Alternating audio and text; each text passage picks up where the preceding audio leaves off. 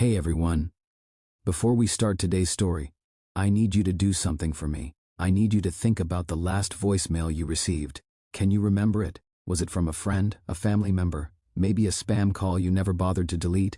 Now, what if I told you that in a small town in Oregon, there's a voicemail that no one can delete? A voicemail that keeps coming back, and the person who left it has been dead for over 3 years. This is the story of Melissa Chen, and the message she can't escape. The last voicemail. Our story begins in the fall of 2019 in the quiet town of Ridgemont, Oregon. Population 4,200. The kind of place where everyone knows everyone, where nothing ever really happens. Melissa Chen was 28 years old, working as a graphic designer from her small apartment on Maple Street. By all accounts, she was ordinary. She had a close group of friends, a decent job, and like most of us, she was glued to her phone. But Melissa had one particular habit that her friends always teased her about. She never, and I mean never, deleted her voicemails. Her inbox had messages going back years, birthday wishes from 2015, her mom reminding her about dentist appointments, even a voicemail from her ex-boyfriend from college that she kept because, quote, it made her laugh. Her best friend David Park used to joke that her phone was like a time capsule. You're going to run out of storage one day, he'd tell her. Melissa would just shrug and say, maybe, but I like having the memories. On November 3, 2019, David called Melissa around 9 p.m. It went to voicemail. This wasn't unusual. Melissa often let calls go to voicemail if she was working on a project. David left a message asking if she wanted to grab coffee the next morning. Simple, casual. But Melissa never called him back. The next day, when David showed up at her apartment, he found the door unlocked. Inside, everything seemed normal. Her laptop was open. A cup of tea sat on her desk, still half full. But Melissa was gone. No signs of struggle, no note, no explanation. It was as if she had simply vanished into thin air. The police launched an investigation immediately. They checked her bank accounts. No activity. Her car was still in the parking lot. Her phone was found on her desk, unlocked, with that voicemail from David still sitting in her inbox, unplayed. For weeks, the town was consumed by Melissa's disappearance. Search parties combed through the woods surrounding Ridgemont. Volunteers put up missing posters. David and Melissa's family appeared on local news, pleading for any information, but there was nothing. No leads, no witnesses, no trace. As months turned into a year, and then 2 years, the case went cold. People stopped talking about it. Life moved on, the way it always does.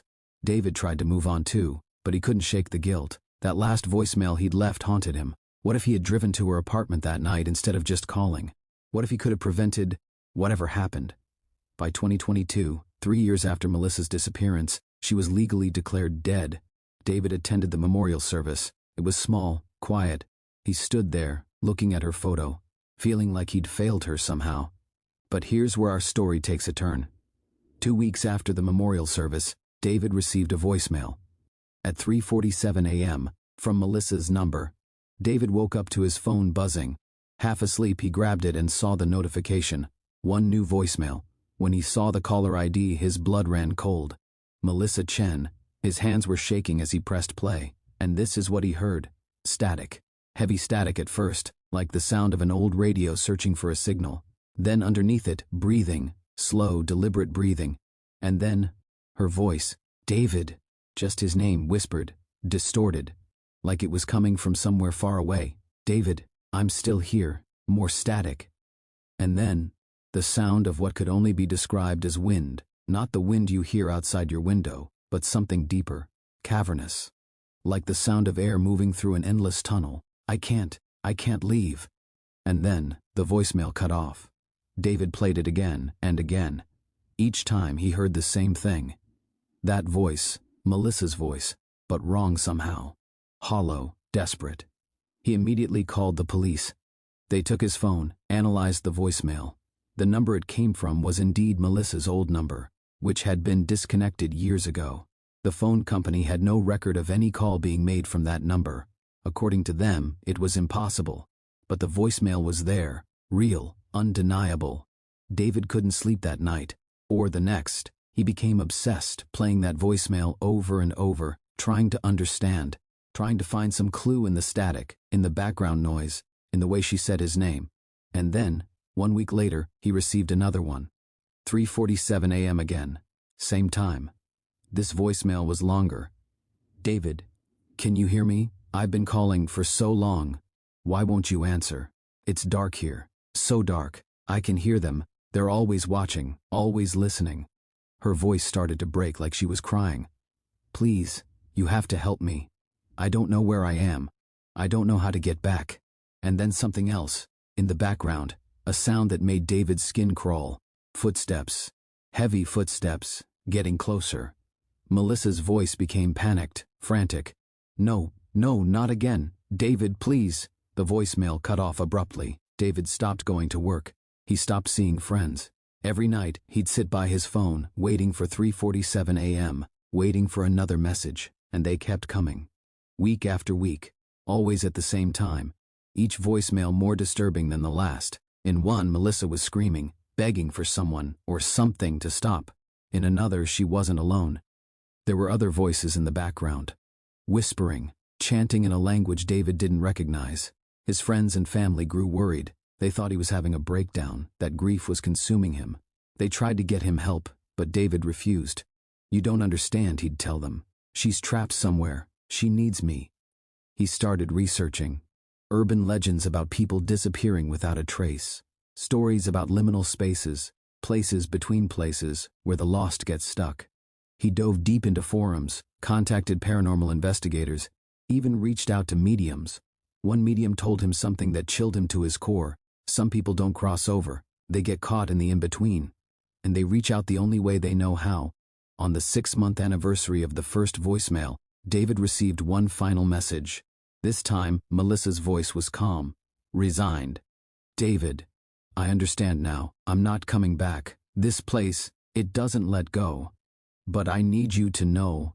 I need you to stop waiting for me. Stop listening. Because every time you do, every time you play these messages, you bring me back to the moment I got trapped. You're keeping me here. Let me go, David.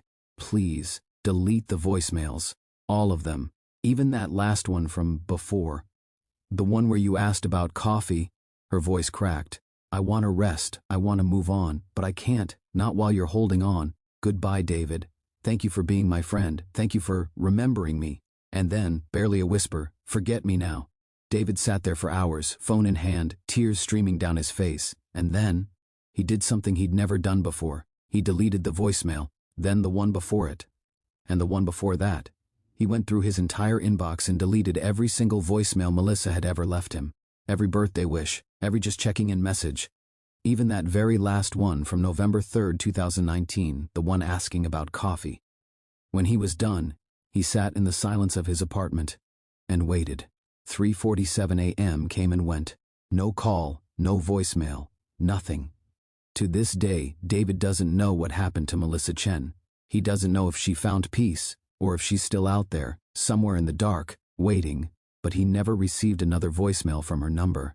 They say that when someone leaves you a voicemail, a part of them stays with you, their voice frozen in time, waiting to be heard again and again. But maybe some messages aren't meant to be kept forever. Maybe some memories are meant to be let go. So tonight, before you go to sleep, check your voicemail inbox, listen to those old messages, and ask yourself, are you holding on to someone who's trying to move on? Thanks for watching, everyone. This story really got to me while I was writing it. Let me know in the comments, do you think David did the right thing? And have you ever had a voicemail you just couldn't bring yourself to delete? If you enjoyed this story, please hit that like button and subscribe for more urban legends and creepy tales. And remember, check your voicemail tonight. You never know who might be calling. See you in the next one.